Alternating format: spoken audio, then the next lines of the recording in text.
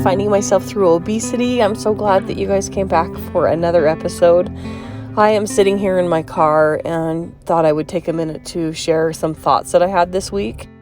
I wanted to talk about the stories that we tell ourselves. I saw this video of a lady who, she's the holistic psychologist on Instagram, and she shares some amazing stuff. She shared this reel that says, me realizing I caused my own suffering by making up stories inside of my mind that aren't actually true. I actually had one of my friends talk about how it's hard for her to listen to my podcast because I'm so stuck in my stories, and I know that I'm stuck in my stories. Like, that's something that I realized that I've been doing. What does it mean to be stuck in your story? It means that we are having these thoughts and we are building up ideas around what we think is happening. So, for example, if, say, my husband doesn't take out the trash, in my mind I'm saying, he knows how much that means to me that he takes the trash out. I know he doesn't care about me because he didn't take the trash out. And so I'm making up a story that isn't even true, and that's causing my suffering. So it went from my husband not taking the trash out to my husband doesn't love me. And so one of the things that I'm learning through my healing process is the stories that we make up in our mind to protect us and to make sense of things. And the first thing that I started to do is being more aware about what I'm saying to myself. And a lot of times when I'm stuck in my own stories, or like how I've been stuck in the past, it's because I don't want to connect with myself. I don't want to check in.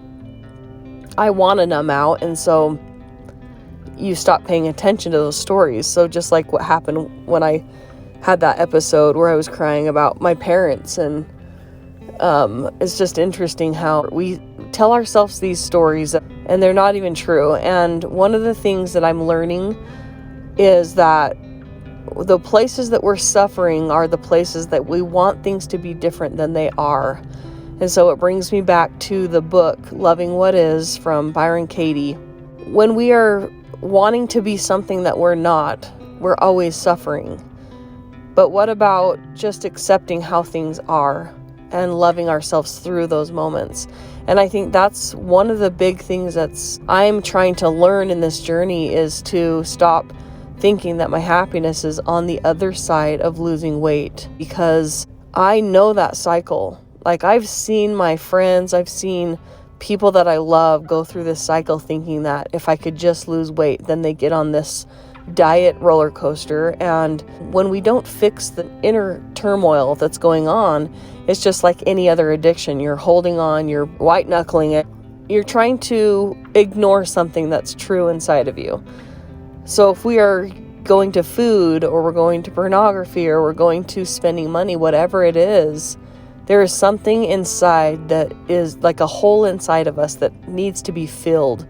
And that substance or that activity is filling that hole for us so that we don't have to feel that uncomfort.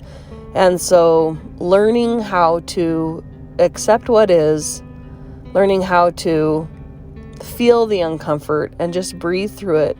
Usually it only lasts a couple of minutes. And so that's another thing that I'm going to be trying to be aware of.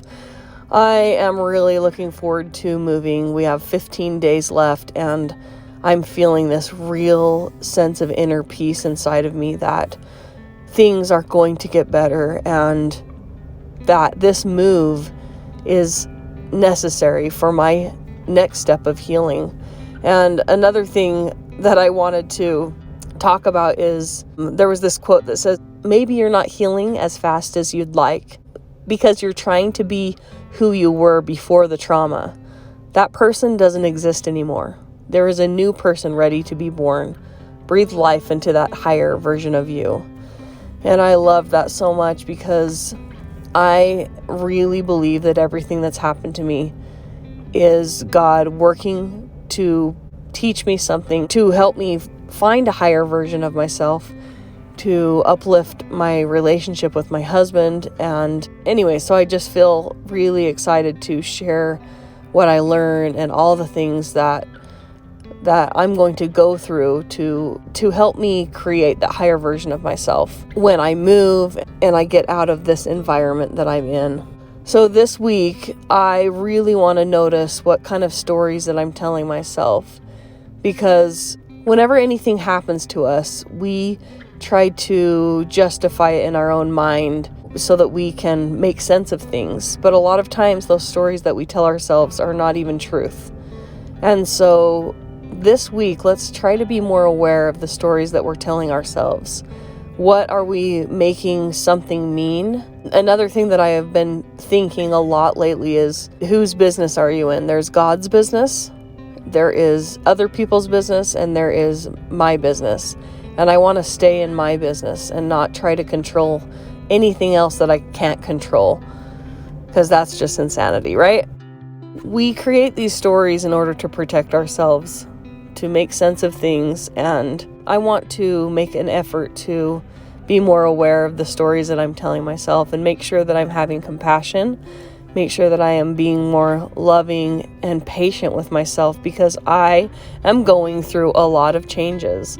And even though, like I said, I can't go back to the old version of Alicia that I was, that person doesn't exist anymore. And when I go to this next phase of healing, it's somewhere I've never been before, and my brain has always wanted to control the outcome.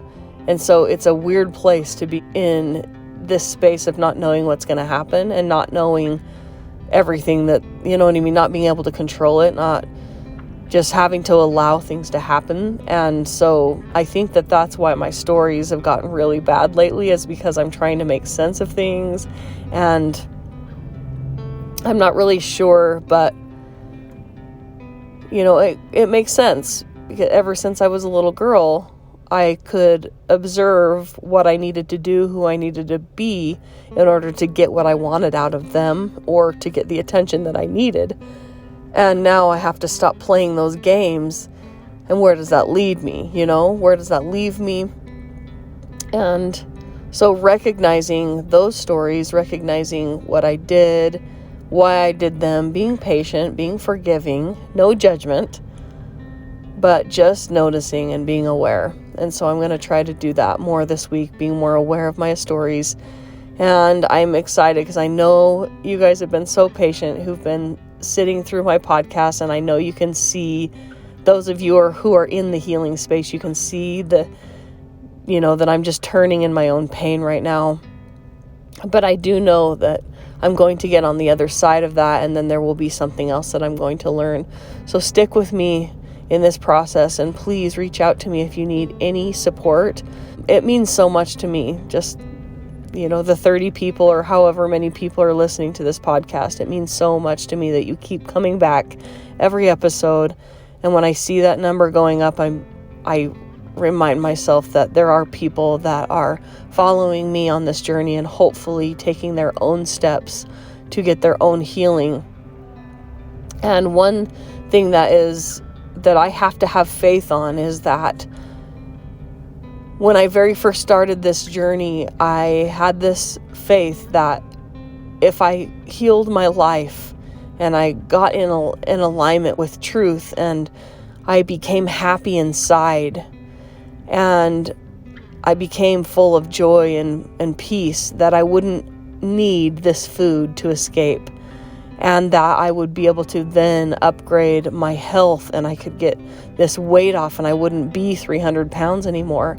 And as I'm in the middle of this journey, I'm thinking, oh my goodness, is this ever going to happen?